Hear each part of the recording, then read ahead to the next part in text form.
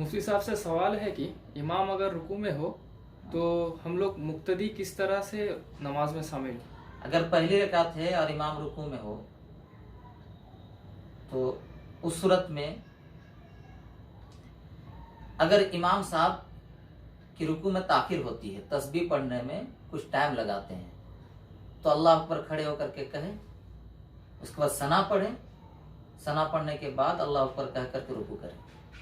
लेकिन अगर ये ख्याल हो, ये एहसास हो कि अगर हम सना पढ़ें तो इमाम साहब उठ जाएंगे, तो इसी सूरत में क्या करना चाहिए, खड़े होकर के अल्लाह अकबर कहें, क्योंकि तकबीर तहरीमा फर्ज है। तो तकबीर तहरीमा फर्ज है तो खड़े होकर के, यानी हालत क़ियाम में तकबीर तहरीमा होनी चाहिए। तो खड़े होकर के अल्लाह अकबर कहेंगे, दूसरी मरतबा अल्लाह अकबर कह करके रुकू में गए, रुकू में जाएंगे।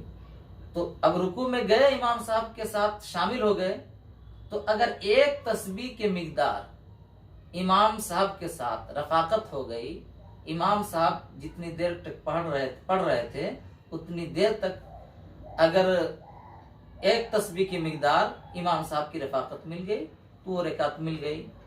अब मुकम्मल नमाज मतलब क्या है कि अगर पहली रकात है तो चारों रकात मिल गई। लेकिन अल्लाह पर खड़े होकर के आपने तकबीर तहरीमा अल्लाह अकबर कह के कहा, उसके बाद जो ही रुकू में जा रहे कि इमाम साहब ने सर उठा लिया, तो ये रकात छूट गई। अब आखिर में इमाम साहब जब सलाम फेरेंगे तो उसके बाद फिर एक रकात के लिए उठना होगा। ये एक मसला हुआ।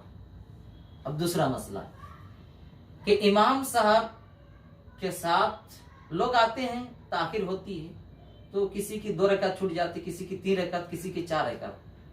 तो अक्सर ये सवाल होता है, बहुत सारे हबाब ने पूछा भी है कि अगर 3 रकात छूट जाए तो ऐसी सूरत में किस तरह हम अदा करें।